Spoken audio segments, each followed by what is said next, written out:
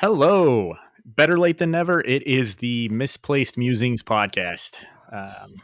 Our belated, is that the right word? Let's just say late. Our late second part of our 1990 episode. And I am here with my co host. Shannon. So we are discussing, as I said in the intro, the second part of our 1990s episode, which is supposed to focus on the games that won various awards that year, right? And our feelings on that.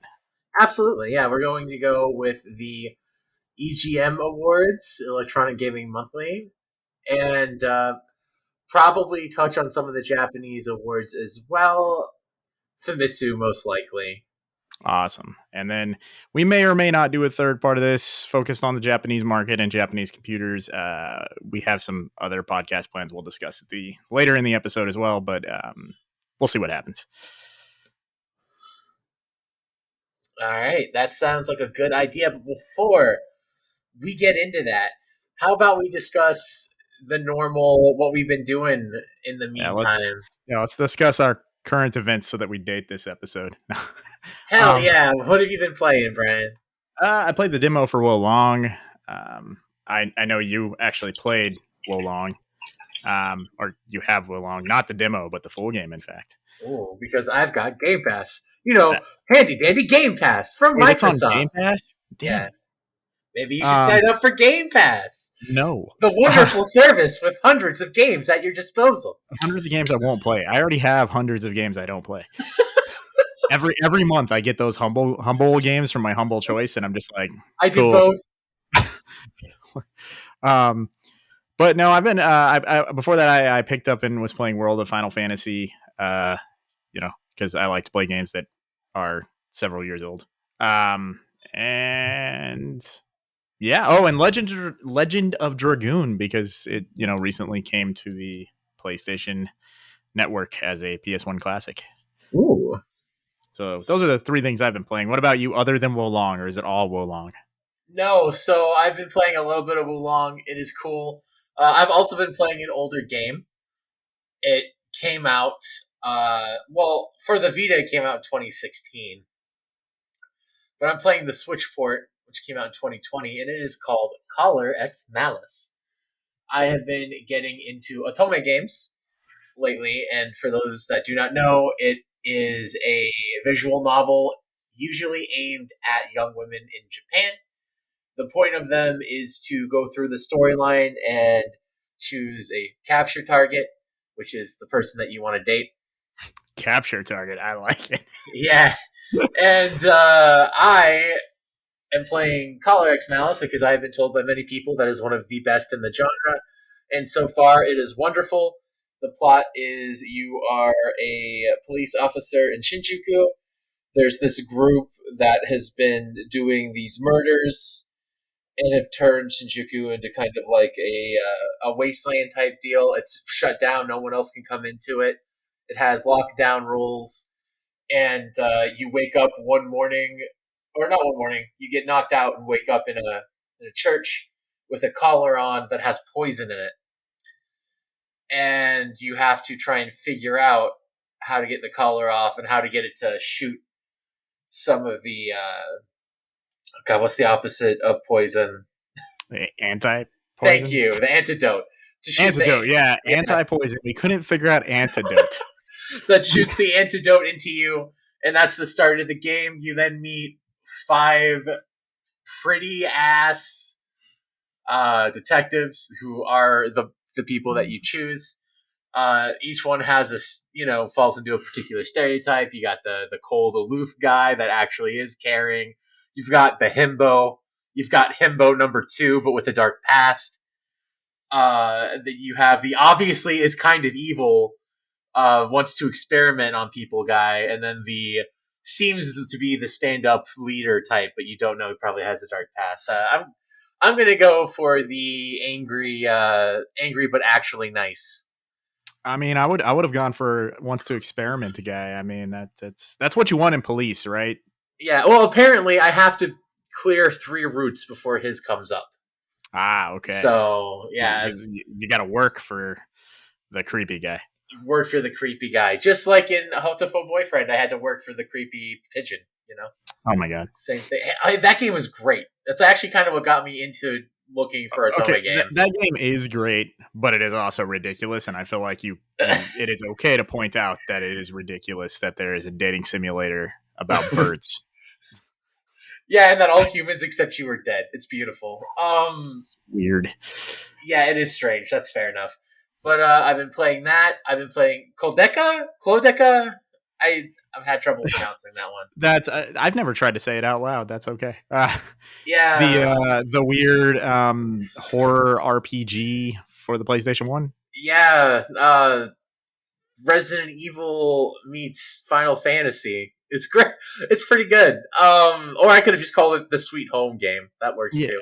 Unfortunately, not, like it's weird, and it's, I think everybody who's a fan of the genre of video games should check it out, but it has problems that kept it from being, it's not really talked about much, and there are reasons why. But Yeah, well, I think it's not talked about much because it had a limited release and is weird. the weird thing, and it being Yeah. kind of hard to figure out, are things I think that would have kept it from catching on back then. Also, your drops being RNG, like as when things drop, they have a chance of having a blessing on them. So it could turn out like I actually found a weapon with an incredibly high attack stat that I was really excited for, but it heals. See, I am in love with things like that. It's great. It just made me sigh. I was like, okay, I guess I won't use you. But that game is really interesting. It's got a wonderful soundtrack, a good look for when it was released. It looks very good. And it's interesting enough to keep me playing. The only issue is the controls suck because it tried to imitate Resident Evil's controls in the It has overworld. tank controls or something. Kind of, yeah. Gotcha. There was it's a there were a few. I mean, Parasite Eve's another one that people like to bring up. There were a few Yeah. RPGs in that era that tried to mess around with like stuff that wasn't your typical setting or tone, and for the most part, none of them continued. I mean, you got stuff like Persona, but most things are either Dragon Quest or Final Fantasy. Yeah, and it's a shame because it's really enjoyable. So I've been playing that. Street Fighter V for some reason I've been playing a little bit of. You just I get it. You're playing the bad ones so that when 6 comes, it feels even better. True enough. And then I played some Octopath Traveler since 2 came out. I want to play the first one and actually beat it.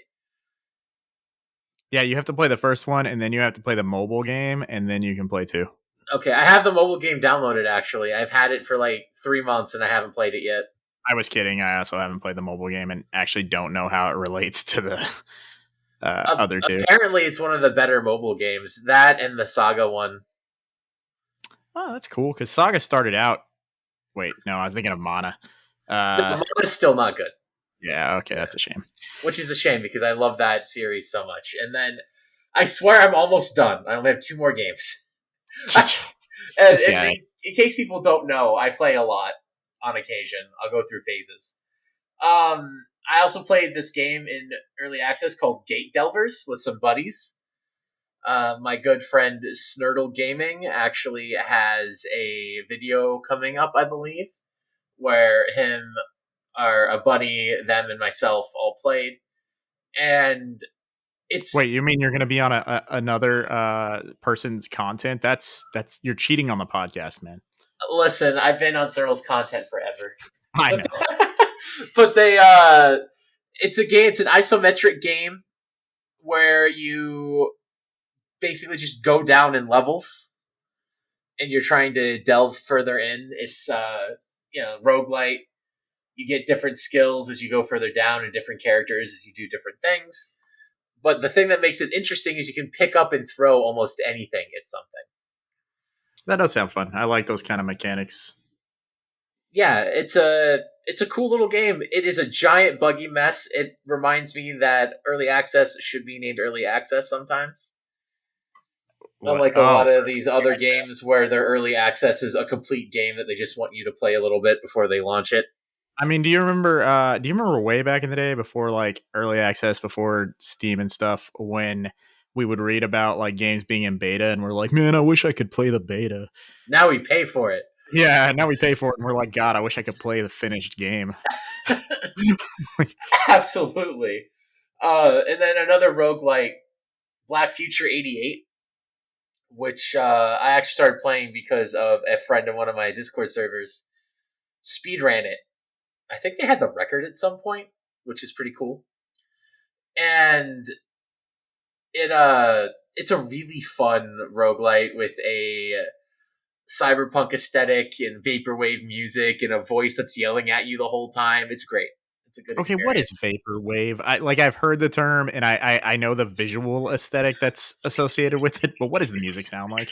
And don't you play a clip? You have to describe it with words. All right, so vaporwave is a genre of electronica, right? So think of it as like slow, smooth jazz, chopped up R&B style, like electronic music. That sounds like a mess. It is. It is. Vaporwave originally started out as like a thing that kind of like an offshoot of chillwave is a joke, and it's actually just turned into a thing. Ugh, too I could many. go into chillwave if you want. No, I don't. I do not. God. Listen, music evolves all the time. But that's everything that I have been playing. My most excited thing has been Collar X Malice, or Collar Malice is probably how it's pronounced in Japan, since they You're don't pronounce the X's. Uh, you're weird uh predator game. where I'm grabbing these male targets and making them fall in love with me with my very well picked dialogue options. Good God. I love it. Uh, I really enjoy it, and the art is absolutely beautiful. It's gorgeous. The person doing it is known for their like beautiful faces and stuff like that, so it does work out. But that being said, we both talked about what we're playing. Why don't we get right into the topic, Brian? All right. Let's see. Let's look at these show notes here that my co-host created. So the do you want to start with the game of the year? Yeah, let's go for it. What is the game All of right. the year? The 1990. EGM's game of the year for 1990 was a home port of Strider. You did not put what system this is for, but I'm gonna Genesis. assume Genesis, because yeah, Super Famicom was not the Super Nintendo was not here in 1990. Not yet, right? Yeah, that's correct. Correct. So yeah, it would be the Genesis version of Strider. Yeah, and another reason why it wouldn't be the Super Nintendo version is that version is absolutely terrible. I figured, but I actually haven't played the Super Nintendo version. Is the Strider for the Genesis, is that an original game, or is it just a port? It's a port. Gotcha. Okay, that's probably why it's better than the Super Nintendo one. Um, Yeah, the one so for Super Nintendo wasn't even made by the team. yeah, I know a lot of Nintendo ports were not really ports so much as a different game with the same name. Um, whereas Sega at the time was really pushing that arcade experience at home, so they wanted the one-to-one ports. So I'll be honest, my experiences with Strider, I've never played it in an arcade, and I've played the Strider for the Genesis as part of one of the like um, Genesis collection compilation things, and I played the PlayStation one, but not a whole lot. Also, isn't he a character in like some fighting game or something? Yeah, Is he? Marvel versus Capcom. Oh, I also wanted to do a quick correction, by the way. I don't believe I'm sorry, I said Super Nintendo. Strider never came out for the Super Nintendo. It only came out for the NES and the Genesis. Oh, I knew that. I was just testing you. I appreciate the test. I'm sorry I failed. Um, but yeah, he was in Marvel versus Capcom and MVC2 and MVC3. Nice. I feel like that's like just like we were talking about the character from oh, what's that fighting game? Uh, something Blade. The, Uh, there's a character Plasma from Blade. Plasma Blade. I feel Mhm. like just like with the guy from Plasma Blade, a lot of gamers know the guy from Strider from those games rather than from Strider. But but yeah, I don't know how I feel. Like you obviously have more experience with Strider than I do. I don't know Mhm. how I feel about it being Game of the Year. Um, seems weird. Like the idea today that like an arcade port would be a Game of the Year is weird. Yeah, Our but 1990 it makes perfect sense, honestly. our our values on games have changed so much. Um, Mhm. but how do you feel? What do you think of Strider as Game of the Year? Strider is a wonderful video game. The Genesis port is very good. The game is one of the better feeling action platformers out there, in my opinion. The way you can grab onto walls and climb up and grab onto ceilings and Strider's attacks and movement. It's a fantastic game. I think it deserves it. Nice. Absolutely. And I was happy to see it. I was surprised a little bit because you also had stuff like Castlevania 3 that came out, Mega Man 3. Way to ruin what's Um, coming up next. No. I didn't Yeah. say that they won awards. I'm just saying that they came out. You're the one that ruined it just now. Strider also won Best Graphics. It won Game of the Year and Best Graphics. Yeah, the graphics in the game are also very good. That that Mega Drive, that 16-bit power. You know, that blast processing. No, see, did were they already doing the blast processing? Or like I mean the ads for it? I thought that came along a little bit It came later after the with the Sonic and stuff. SNES, I think. Yeah. Yeah. Um oh my god. But it was, I mean, it was very cool the way, like we talk about arcade ports and stuff, and people who either didn't you know visit arcades or who Hmm. are too young to really know that may not understand how important having arcade perfect conversions was for Sega. It took forever. And Yeah. it was a huge selling point because people did like the arcades, and being Hmm. able to say you can play the exact same game in your house was huge. Absolutely. The amount of people that wanted Pac-Man ports and then all that they had was the Atari one were very sad. And there's a big reason for that. And it also was the style of the time. Those games are what the technology really let you do. RPGs didn't really take off over here yet. So we weren't really looking at a lot of different styles of games. So we had a lot of arcade style video games that were being released. Even Mario for the NES had arcade roots. Yep, that is. So We should do an episode on like console franchises that have roots as arcade games. I would love that. I'd be able to Capcom geek all over that episode because I am a humongous Capcom fan. Except for the years of like 2008 to 2014. You don't like their cater to America years, Wife Arm was hilarious, but I don't like that it exists. but they need to make their games more Western. No, Yeah, by making Spencer be married to his arm. oh god, That was, but moving on to better things. 1990 video games. What was the Nintendo game of the year, Brian? was it? So is this from EGM? Is this their Nintendo Game of the Year, or is this from like Yes. Famitsu? Uh, well, I guess the Nintendo Game of the Year was Castlevania 3. Woo! Yeah, Castlevania 3, Dracula's Curse. The worst version of the game. The Alchemical Dracula 3 in Japan had better balancing and better music. However, Castlevania 3 is still a wonderful game. Yeah, and it gave us that is what the very popular Netflix anime takes most of its story from, Yes, and also the PS2 game Curse of Darkness is a continuation of Castlevania which the anime also borrows things from. um, 3. it's Oh it's yeah, like Hector's in the anime. it's a Yeah. weird mishmash of both. And they And have it a really works. weird version of Isaac too. Yeah, but it works. It works. Yeah. But Yeah, that's a good game. I mean, I like it a lot. I like it more. I don't like Castlevania 4 as much as other people. Mhm. So I actually I value Castlevania 3 more than I do Super Castlevania. So I understand. I love Castlevania 4, but a lot of people aren't as big on it because of all of the changes it made to the formula with how you can aim the whip and how big the sprites were and things like that. and it's just a retelling of the first story. Who the fuck wants that? Make a new That's story. that happened like 3 times. I know. And they're real good at okay, I realize that putting a whole lot of like value and importance and attachment to the continuity of something like Castlevania is just a recipe to disappoint yourself, but Yes.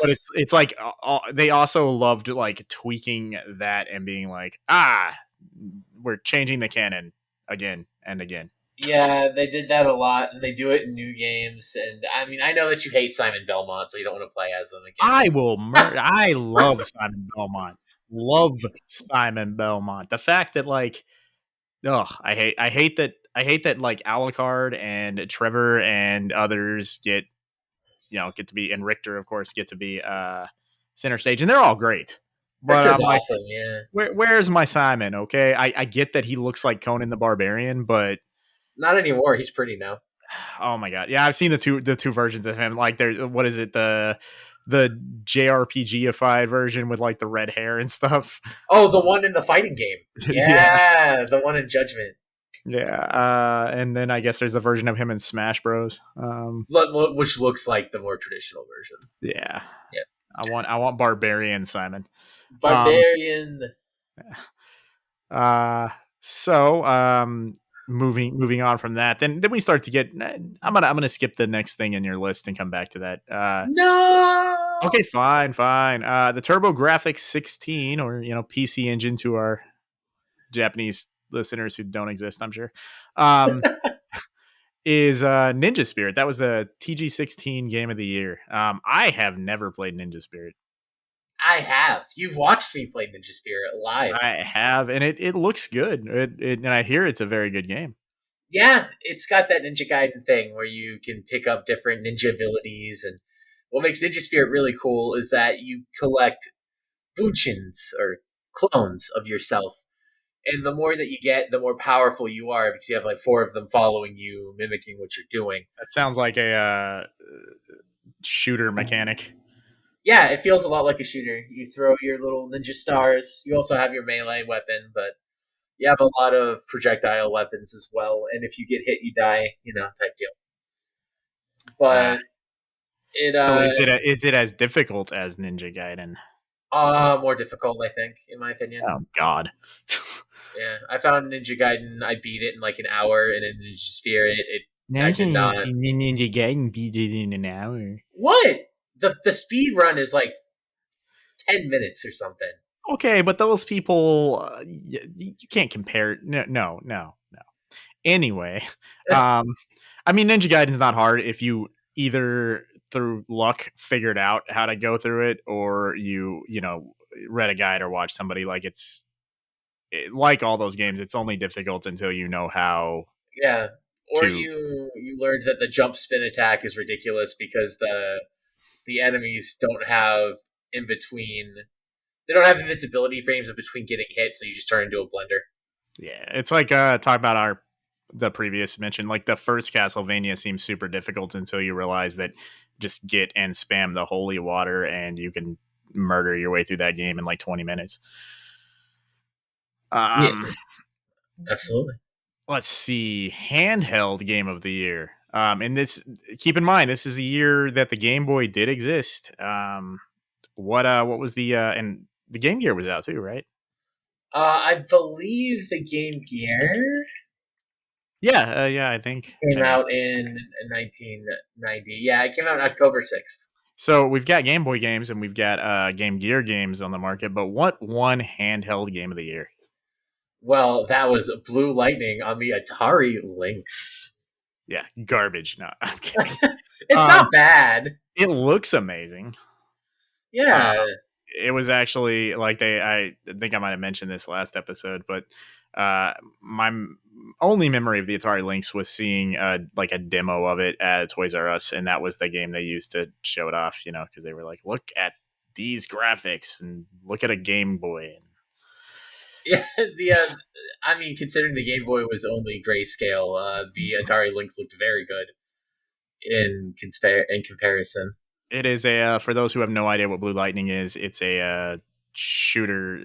What do you call that kind of shooter? It's a behind the plane shooter, something like Afterburner.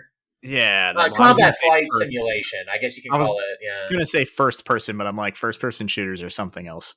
yeah. I guess you could just call it a combat flight simulator. Yeah, helicopter one, right? No, it is a jet. Oh, it is a jet. Yeah, I'm thinking of Blue Thunder, the helicopter movie. Which is fair. Lightning and thunder are fairly close to each other. So yeah, it's so like Afterburner. It's like Afterburner. Mm-hmm. But in the palm of your hand. Ooh la la. Best graphics, we already discussed Strider. The Mm-hmm. very amazing looking Strider. Best soundtrack, best BGM. Mm-hmm. BGM stands for background music, right? Yes. Huh. No one uses that anymore. No, but this was 1990. Best BGM is Ys Book 1 and 2 for the TurboGrafx CD. Yes. Mm-hmm. Yeah, which, I mean, of course, it already has a leg up because it has CD audio. I think probably Redbook audio versus like, you know, Sega Genesis and Nintendo. Right, and So on top, quality wise, yeah. not Go even ahead. just the quality though. Like think about the Nippon Falcom. Their sound team has been good since they were around. I mean, Yeah, that's fair. And so you've got a really good sound team working with very powerful hardware for the time. Um, And so yeah, they create a really amazing soundtrack that gets like no attention these days. Like you never hear people talk whenever they talk about like best RPG soundtracks. Like nobody's like Ys 1 and 2. And maybe people should go back and look at those because clearly they were good enough to yeah, I be 100. go ahead.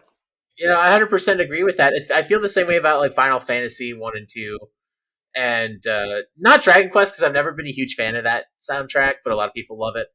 Is a lot of people tend to focus on the more recent releases when the classics had some great sounds too. I mean, sure, East 8 and Sunshine Coastline, everybody loves that song. It's great. It gets posted everywhere. But you have some wonderful songs from the first four games that people don't really go back to very much. And 1 and 2 have a wonderful soundtrack. It's part of what pushed it to be different and people to talk about it in a different light than the games like Final Fantasy at the time. That and the fact that it was bumper car combat and not turn based combat. Yes, I agree. I haven't actually played these games. I've played one of the newer ones, and it's one of the franchises I intend to get to. If you've said Suikoden's kind of your blind spot, Ys is definitely one of my blind spots. Yeah, and that's understandable because over here it didn't get a lot of love until the remakes started happening. Stuff like Oath and Felghana. Yeah, I was gonna say, like, I mean, I'm not sure. I don't even remember the first time I saw Ys as an item I could purchase, but it was definitely way after this. And I never owned a TurboGrafx because I'm not one of the like 15 Americans who did. Yeah, I think the only game that was released on a console that wasn't like a port was 4. I know 3 got released on the Famicom and the Super NES. And I think 4 did as well. I could be I wrong want to say maybe I don't know. Like most of I'm used to looking at lists from like my emulator, and that includes a lot of stuff with like English patches and stuff. So I in my head when I look, I'm like, well, I have that on the Super Nintendo in my launch box, but I don't know if it was actually released or if that's a patch. though. Yeah, no, for sure. And I know I'm pretty sure East 5 came out in the Super Famicom, but didn't come out over here. So Sounds about right. I mean, I during that time they were pretty skittish about releasing that kind of stuff because they were like, "Who's gonna buy it over there?" who's gonna buy it? Yeah, and then they didn't even release the remake for PS2 over here either, which is a shame. Sad. Um, best system, like best, not best new system, just best system, goes to Sega Genesis. Man, if I don't think they still have like best console, best hardware awards, because if they did, that is a good way to like just throw fuel on the console wars. Just be like, best system PlayStation 5 or best system Nintendo Switch. Uh, Of but yeah, course, yeah, for sure. best system was Sega Genesis, which Mhm. it didn't have competition from the Super Nintendo yet. So it's just the Sega Genesis versus the NES and the TurboGrafx 16. I 100% agree with that conclusion, I guess. I like hardware's whatever. Without the games, it's just, a paperweight. But at the time, like Sega Genesis was very powerful. It had a bunch of cool new games. The game of the year was on Sega Genesis. It it was a cool thing to own, especially if you're just coming from like an NES or something. It was considerably more powerful and had some really cool stuff on it. No Sonic yet though. No Sonic yet, and it was a very powerful system. I don't remember much about it because I was 1 years old. I But didn't get into it till a little bit later. Like I got into it at its height with Sonic, and later on the Sonic 2 and things like Mortal Kombat. Mhm. Which obviously that was amazing, especially to a kid. Like, um, Did you enter the blood code? The Genesis was the one that had the blood code, right? yeah, I mean it did. Because Although, the so SNES did not. yeah, I was gonna say, I was like, did the Super Nintendo, or was it just limited to the punching the sweat out of people? Punching the sweat because Nintendo of America and censorship back in the day. And I remember if you ripped someone's heart out as Kano without a blood coat, it was just like gray or silver. Yes, Yeah, like they have a robotic heart. I don't. which is kind of metal, Yeah. actually. I do remember not knowing the lore of the game and not bothering to read the little, like, if you let it just play its little demo mode, it had little character bios. And I don't know if we just never let them play or what. But I remember I was convinced Kano was a good guy for the longest time. I He's have no really idea. not. No idea why I came to that conclusion. I think it's because he was my favorite character, and I was just like, he must be a good guy. I mean, I thought I wasn't sure who the bad people were because my concept of that kind of stuff was really early. I'm not convinced. I thought anyone on the roster were bad guys. I was like, they're all trying to kill Goro and Shang Tsung, right? So they must be good guys. All of them must be good guys. Yeah, they don't do a really good job unless you beat the game of arcade mode of explaining that some of them are working with Shang Tsung, some of them Yeah. are not. Then you're like, Mortal but wait, I Kombat, can still fight them with them? This doesn't make any sense. yeah, Mortal Kombat does have probably one of the. Well, now currently it makes more sense, but it was fairly nonsensical. But for a fighting game plot, still one of the more understandable ones in the space. I was gonna say now they've done a really good job, and Street Fighter does a good job when it wants to, or I mean, it does most of its heavy lifting outside of the games. But Yeah, in its comics and blog posts and things like that. Like they introduced a new character, Lily, who's part of T Hawk's tribe, but the only way that you would know that currently is reading the blog post. mm, Um, gotcha. so they didn't announce that during the reveal. But speaking of reveal, there was a new system that was revealed in 1990, and what was that system that won Best New System, Brian? The Turbo Express, Now, what the hell is the Turbo Express? it's and its counterpart is like the PC Engine GT or something. I can't remember without looking it up. But they are the portable versions of the TurboGrafx 16. So they're NEC's handhelds, and unlike say a Game Gear or a Game Boy or an Atari Lynx or any of these other handhelds, they were just systems that played the hue cards that the TurboGrafx 16 used. So they were a portable TurboGrafx 16 with a very nice full color screen. And like I get why they were best new system, because technically they are super impressive. And when you see one in action, compared to current devices, it's whatever. But compared to anything from back then, all the way up through the 2000s, they would have been impressive. Yeah, that's part of what made the Turbo Express so sad. Is as a piece of tech, it was ridiculous. It it looked great. It did a decent job playing the U cards. This was the first time that you actually were able to take your games on your system and go portable with them, like one to one. It was not a dumbed down version. It was not a grayscale 2 button version of Killer Instinct, right? It was the full game. And if you think about it, we didn't even get anything to that level up until things like now with the Steam Deck. Well, there is one. Okay, and I don't blame you for forgetting it, because Yeah, everybody forgets it. But the Sega Nomad is the only other thing I can think of like this, which was just a portable Genesis, or portable Genesis, right? Not a portable Master System. I Uh, think it was. Yeah, let me just double check that, but you can keep going. okay, yeah, you double check that. But yeah, the Sega Nomad was also a thing that did something similar. But the Sega Nomad's design is nowhere near as good. It is awkward and clunky. It is awkward and clunky, and you were right. It is the Genesis. It was also called the Genesis Nomad. Yeah, Is the so original name. that So one would let you take your Genesis games on the go, but again, it didn't look or feel, because I've held both in my hand.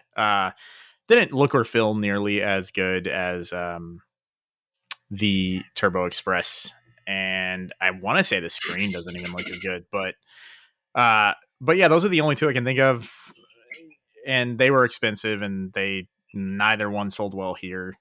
Um, but it does make sense that one new, because what other systems came out that year? I mean, the Game Gear. yeah, which was nowhere near the same level. Yeah, so it makes sense. It's a shame that it had such a promising entry into the market, and then the TurboGrafx family just failed to really win over America, I guess. Yeah, it did. But in the aftermarket, it is cheaper to get a Turbo Express than a Nomad. Yeah, yeah, Nomads are, oh god, like It's 280 and up, right? Like, Nomad, yeah, and that's if you want one that's like working and in great shape, it's gonna be even more. But and both of them, they were portable, so people took them places. So the used ones are overall not in great shape compared to like older consoles, because older consoles just set on a shelf, or in yeah, a for box in sure. their attic. These people took them in their cars and put them out in the sun and stuff. So a lot of them, you'll find need some repair work. Yeah, no, for sure. And I was wrong. That was just one very low price on eBay. I was wondering. I was like, when did Yeah, they get so cheap? Like, yeah, no, because there was one that was for like 250 on eBay right now. But they're still very expensive. They're both very expensive. yeah, I want a Turbo Express at some point, and then get it modded with a fancy new screen and stuff. But I'm I like to waste my money on stuff like that. Yeah, same. I would love to own one. I would also like to own a Atari Lynx for some reason. Yeah, yeah. I actually was looking at one at Classic Game Fest last year, and I talked myself out of buying it, because I was like, dude, it will just set on a shelf. You'll never even turn this on. Yeah, but that's why you make the shelf look really pretty and have it showing for people. So I'm gonna let you do the next entry, because it includes one of your favorite little entities. So game company of the year, and there's multiple things listed here. Did they tie? Yeah, What? they tied. That's lazy. Go ahead. Yeah, so the game companies of the year were Natsume, Sega, and the one that should have just been by itself, Capcom. Are you just skipping the other two that are listed here? The other two are Software House of the Year. Oh, okay. My notes are messed up. So yeah, game company. So Natsume, Sega, and Capcom. Yes, And they Natsume is famous for what? being old and forgotten. No, Natsume. Wow. Yeah, I know I'm rude. Natsume is known for things like Pocky and Rocky, Wild Guns, Spanky's Quest. I guess people care about it. Lufia. Lufia. Yeah, I A game love that Lufia and Lufia 2. I've heard Lufia 2 is a bad game. I don't know. Right, I've also heard Skies of Arcadia is overliked trash, so it's fine. I'll I'll okay. I'll also kill I was you. looking, by the way, whenever you listed those games, I was looking for you to say famous for publishing Story of Seasons. Yeah, and Harvest Moon. Well, isn't Harvest Moon part of Story of Seasons? I don't know. I get confused about that. I think there's a Harvest Moon Story of Seasons. I don't know. I'd have to check. I don't care about that genre of video game at all, so it doesn't pop into my head. Yes, everyone, in case you forget, Teeps hates farming simulators. They're Shannon hates farming simulators. I go by both. It is fine.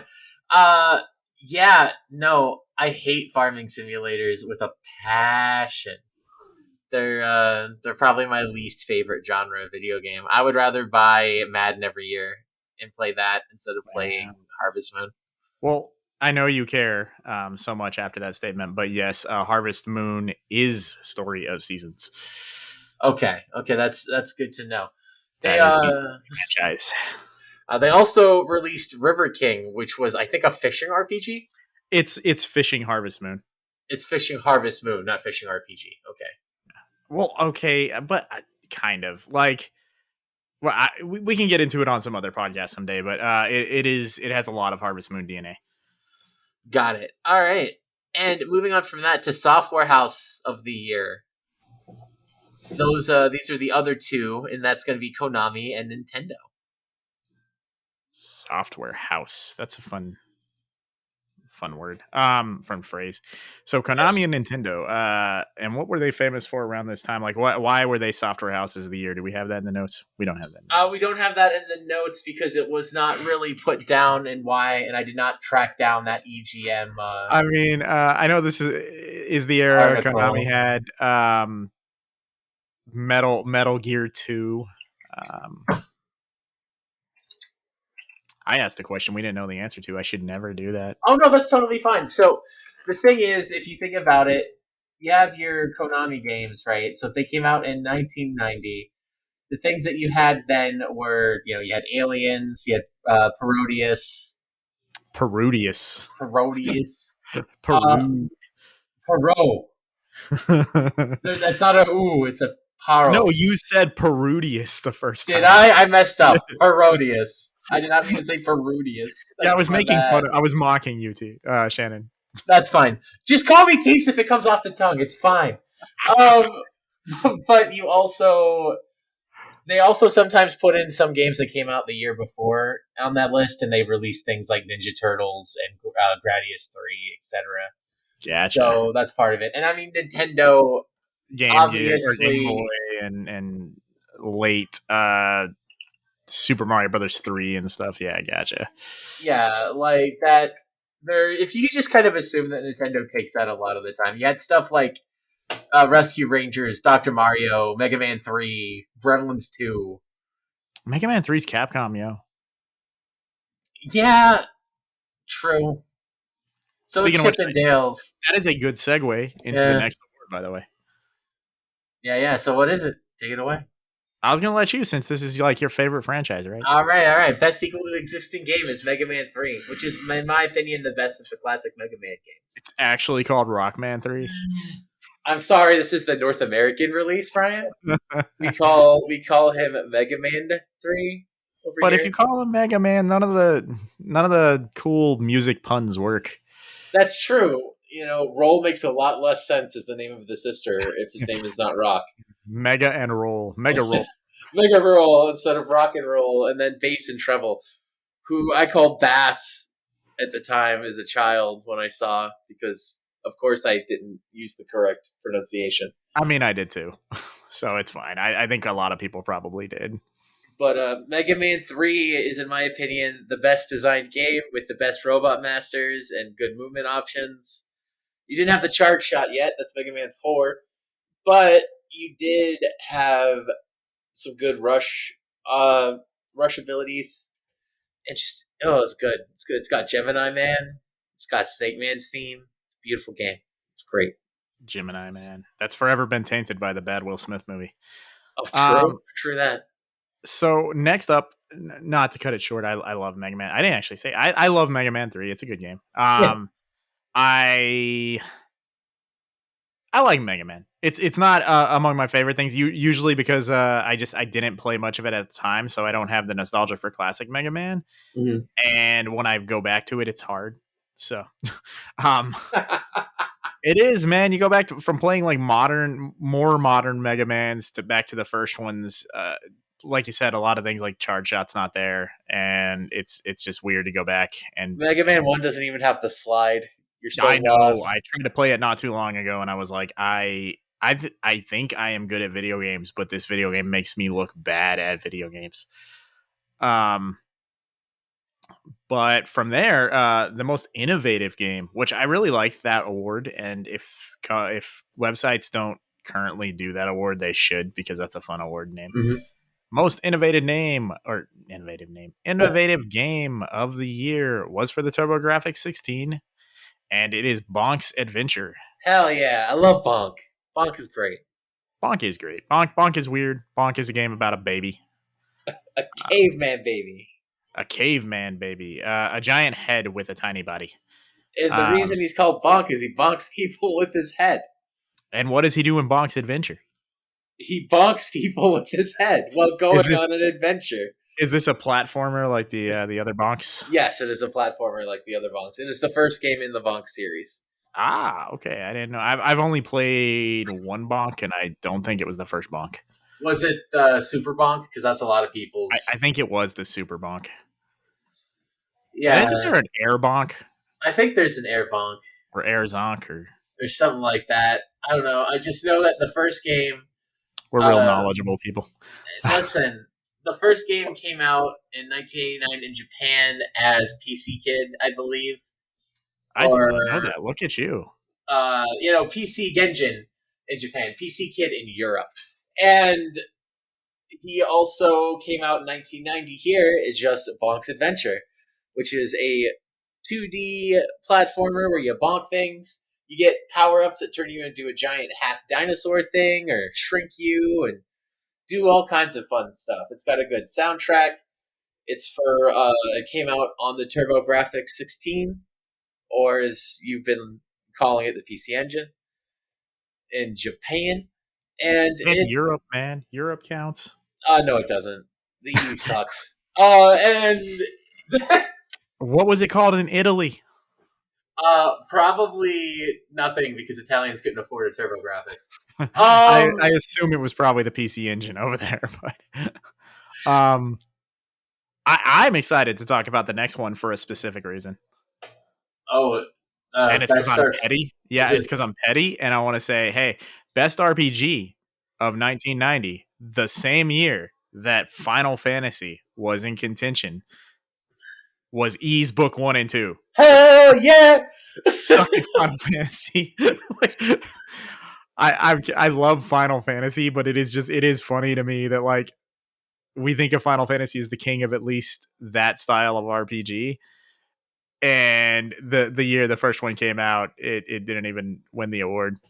Listen, would you rather just go through menus, be bored, select options, or would you rather get inside of a bumper cart, slam into your enemies while listening to awesome butt rock soundtracks? Come I mean, on. a red-headed bumper car too. You know? Ooh, yeah, let's go. But I mean, we already established I haven't played these games. they're fun. I like them. They're a little grindy, but I mean, that's 1990. And I mean, I assume that it also leveraged the more powerful hardware. It probably had better colors and graphics than its competition from things like Final Fantasy. Yeah, it definitely had a better soundtrack. It looked better.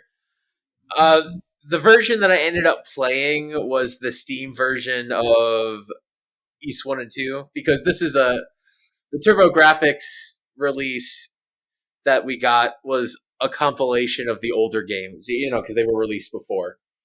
Yeah. So it's not the original that I played, but I did enjoy it. Nice. Yeah, and then because it's 1990 and EGM didn't have quite all of the genres all set up, we're gonna go ahead and go straight from best RPG down to best sports game, Oh, which is Super Monaco GP. Vroom vroom, baby. my experience with this is that when I go to the flea market to buy old game stuff, there will be bins, literally bins of Super Nintendo and Sega Genesis sports games that no one wants.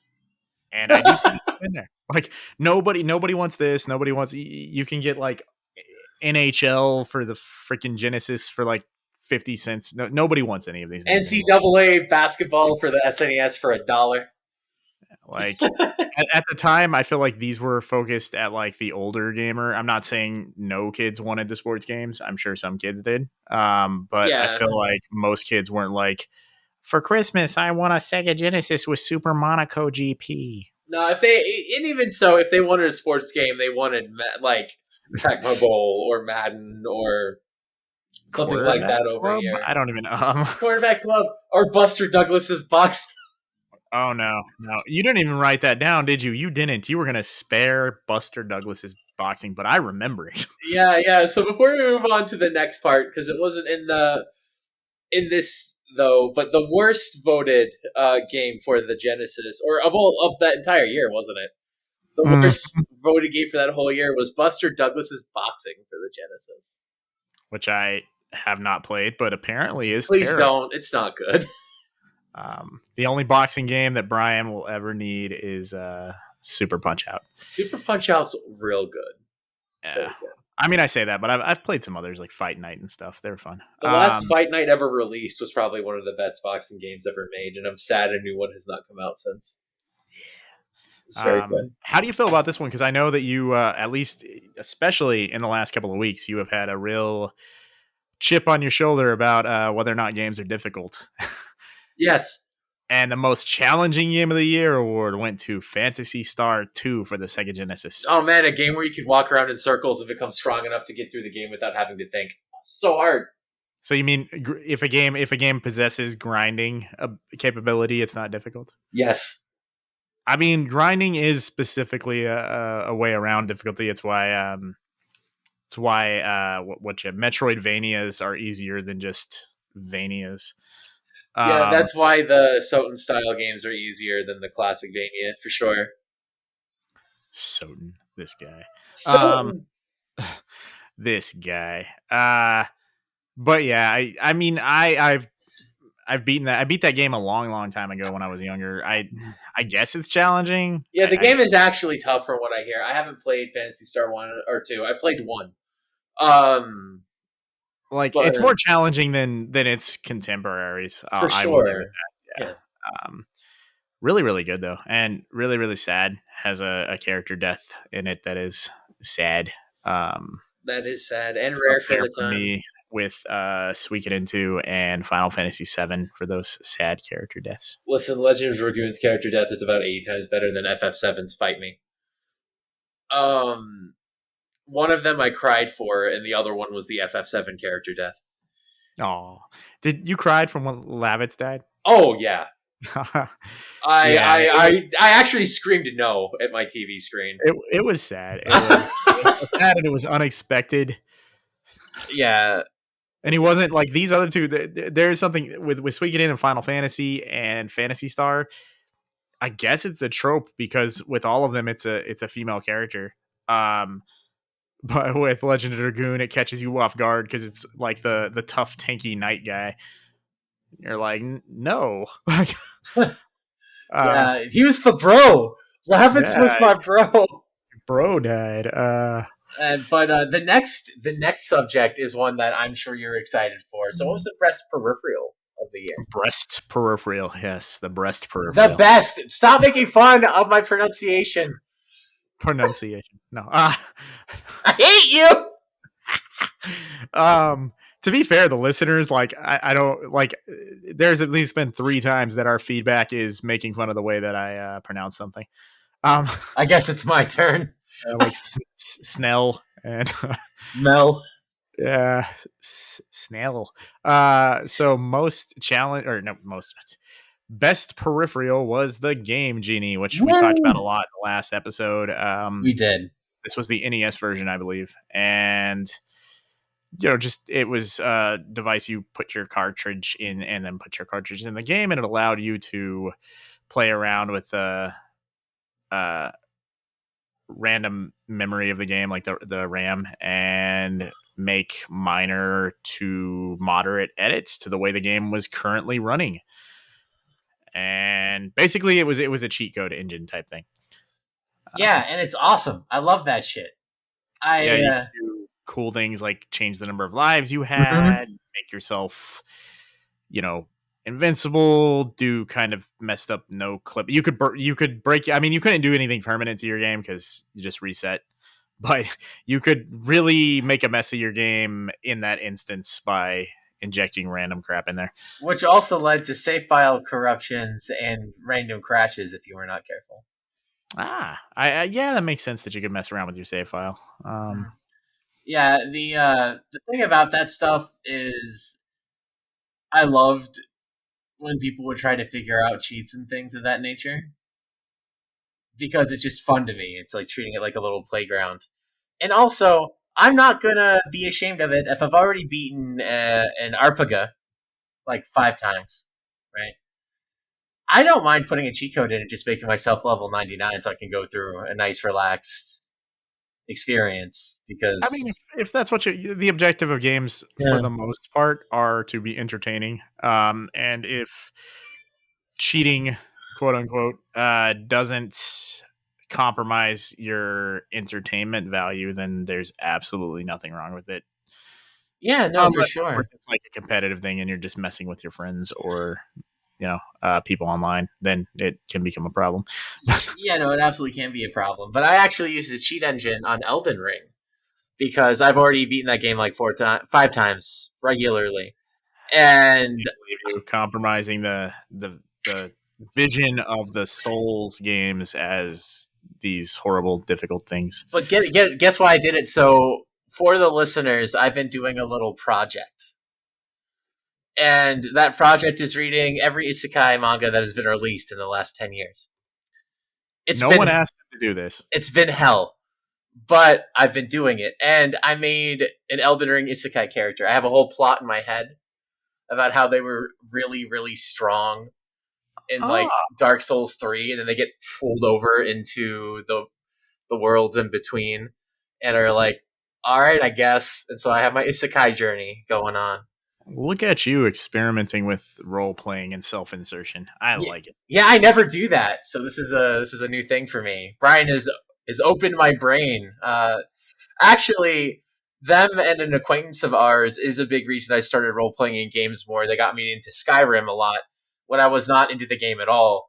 But they showed me modding, and what modding did is open up more options for role playing, like having same sex marriages with all the characters, giving With all the you. characters. I don't approve of polygamy, sir. No, I'm kidding.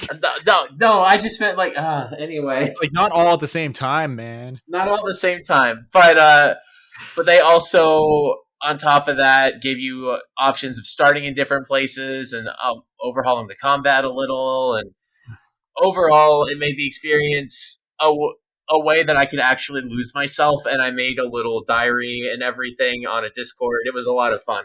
And since then, I've opened up to role playing in video games a little bit more. But we're a little off topic. So, into the next little section, we got the best movie game, which I've never played. Dun, dun, dun, But dun, dun. It's sorry, I was humming the movie's theme. It is Gremlins 2, which is better than the movie. Uh, That's not I hard, all things considered. I actually like the movie, but it has serious problems, especially when compared to the original. But it's still fun. Mhm. And the game is really good. This was people like to think that old licensed games are all terrible because there was a time when they were all terrible. But this is before that time. On the NES, especially, there were actually quite a few very good licensed video games. Yeah, absolutely. One of them was Gremlins 2, the new batch, but also you had Capcom. And here is me filleting Capcom once again. And they made things like Chip and Dale and Little Nemo and Little Mermaid, which was okay. I think the only bad tie-in game they made was Tailspin.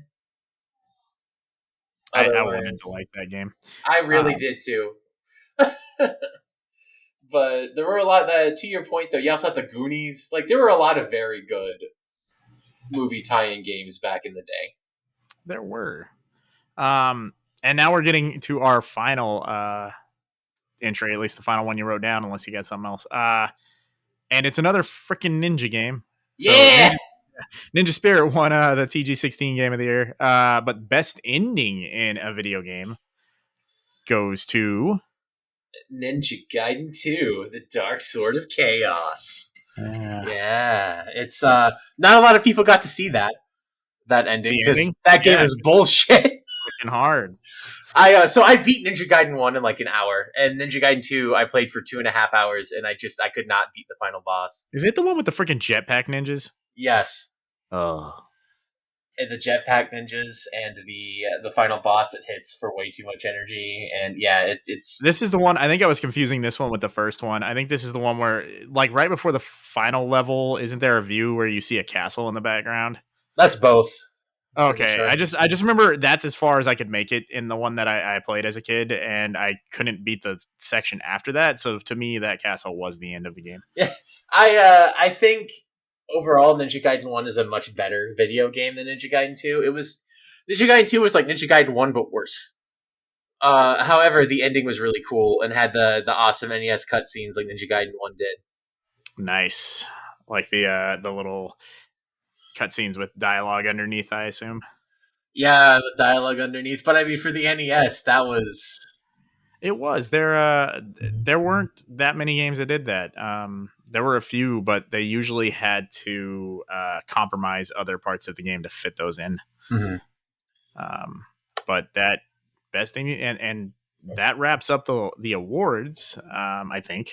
Yeah, that wraps up the awards for the US. Do you want me to lightning round Famitsu for 1990? Sure, I don't know what lightning round means in this context, but do it. We're gonna go fast. Oh, All right. So the Gamist Awards, the fourth Gamist Awards for 1990 in Japan, that came out in December. Game of the year was Final Fight in the arcade. nice. Wait, an arcade game got game of the year? Boo. Boo! They did arcade in 1990, and then they did the fifth Famitsu Best Game Awards in 1991 for consoles. Ah, So that's kind of why it's a lightning round. So we have Final Fight, and then for best graphics, we have R Type 2. Best music is Gradius 3. Best album is Darius 2. Just so you know, shoot 'em ups had amazing soundtracks for the time, in my opinion, and that is shown here. I also love the genre. I like that it basically swept things because also best production is Peru Diaz from Myth to Laughter. And then you have the special award, which goes to Neo Geo as a company, like the console and such.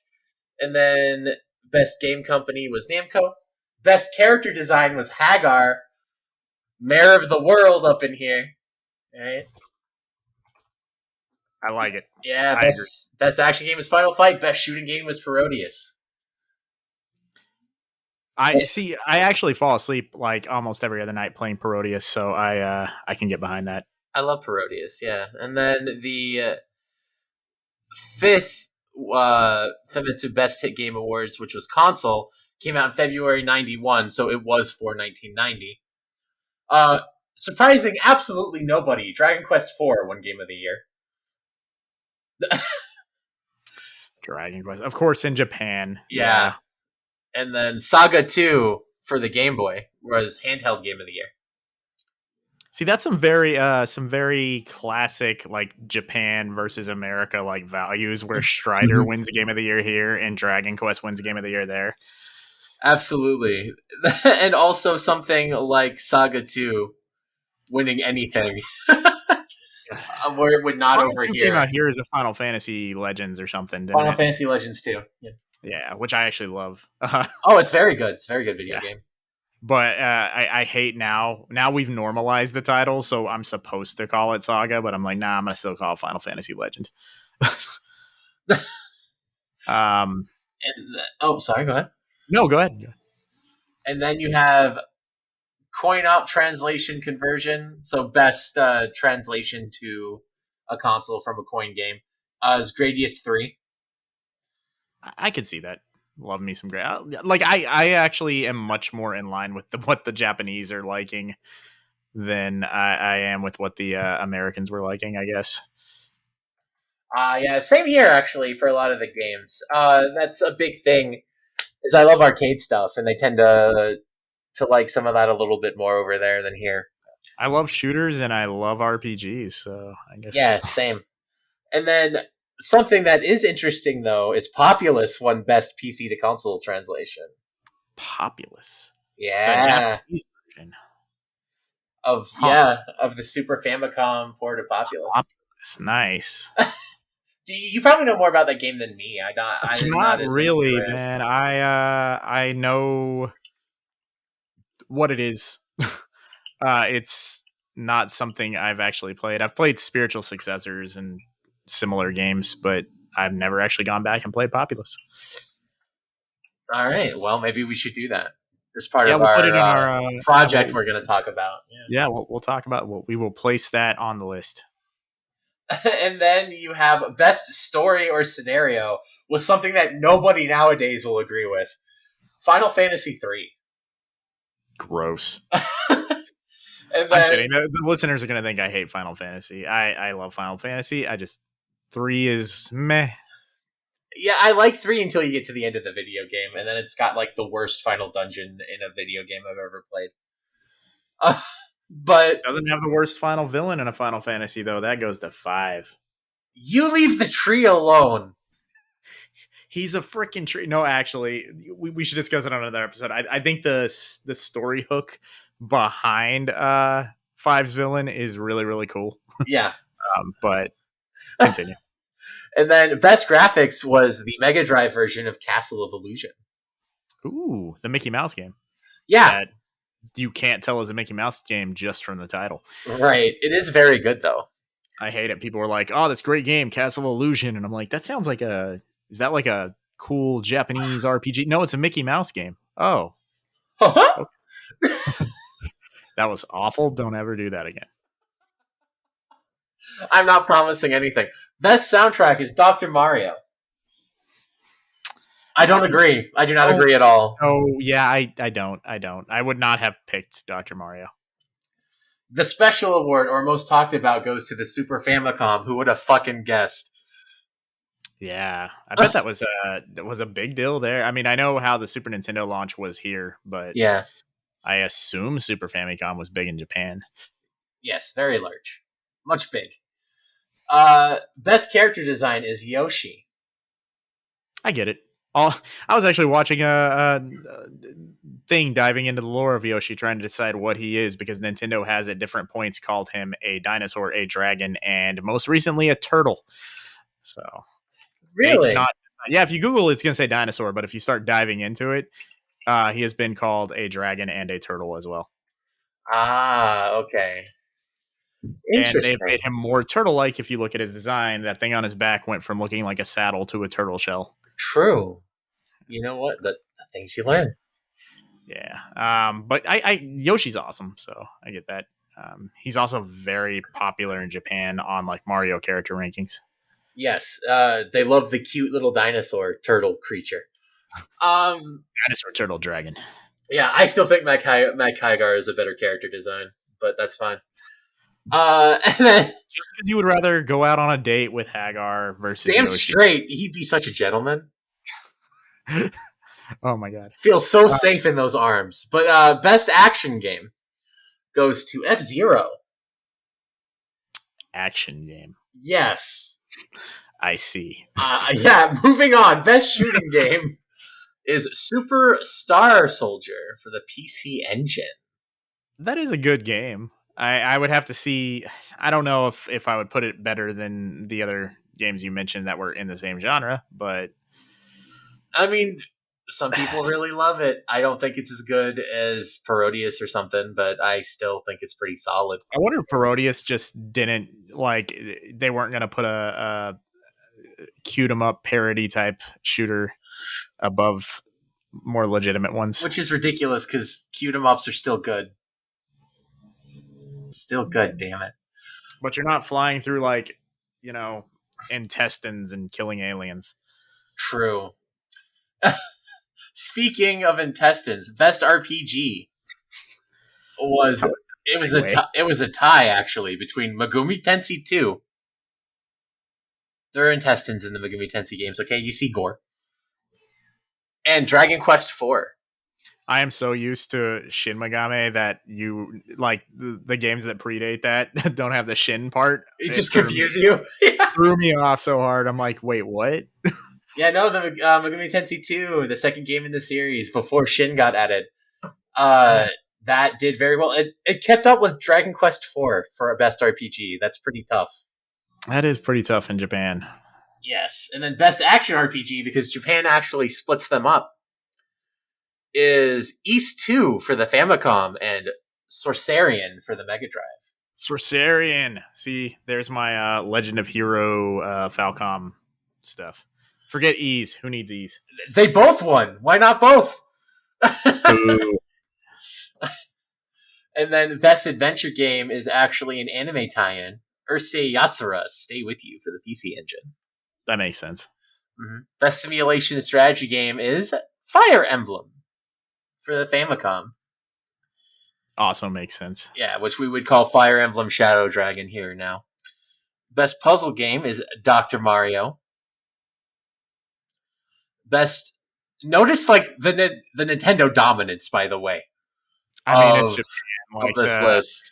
We were talking about it last week or something. The Mega Drive did not do nearly as well there as the Genesis did here. So right. it was heavily PC Engine NES show over there.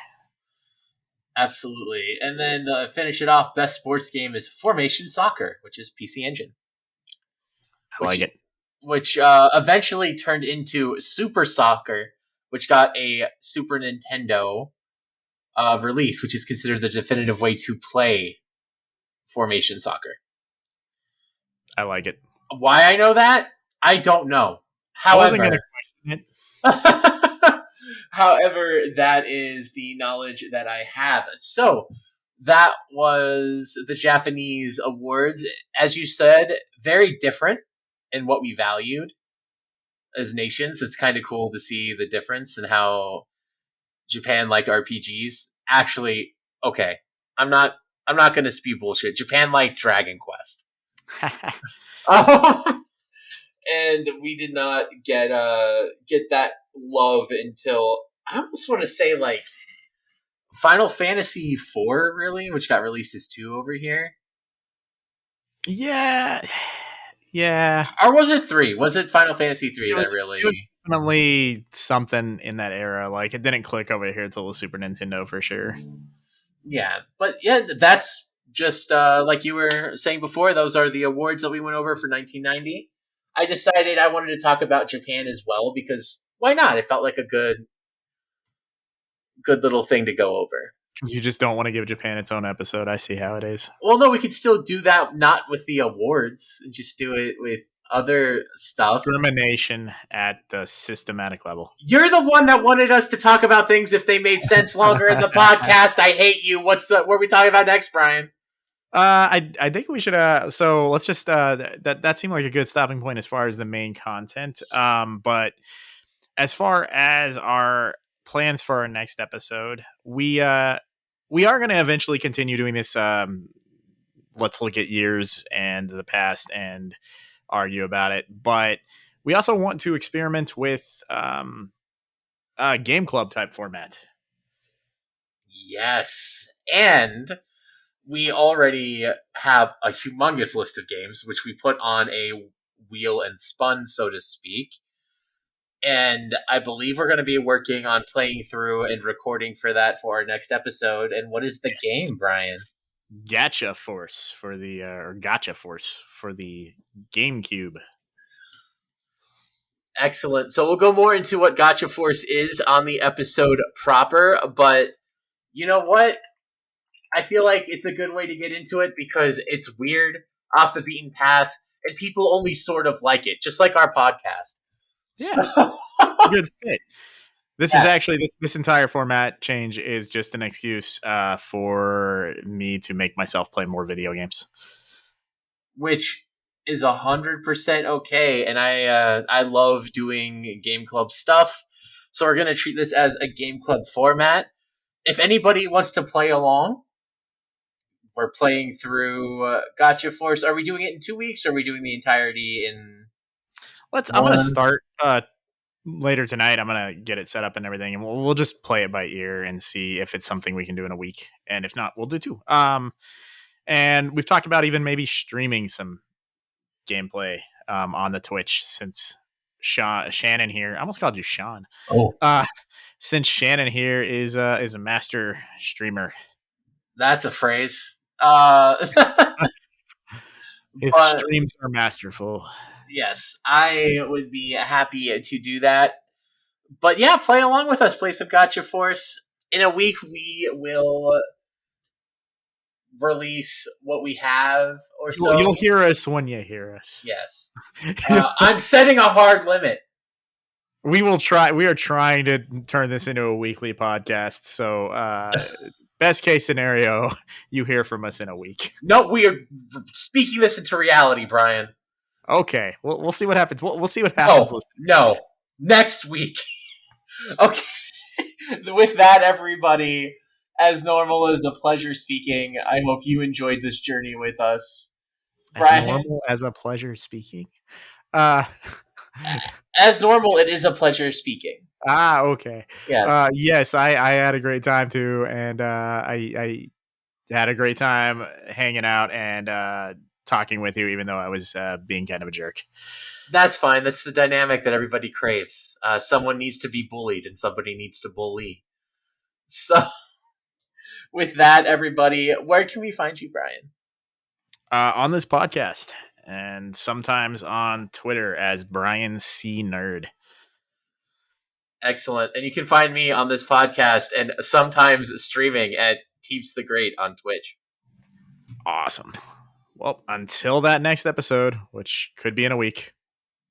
Which is Talk to going you to later. be in a week. Talk to you later.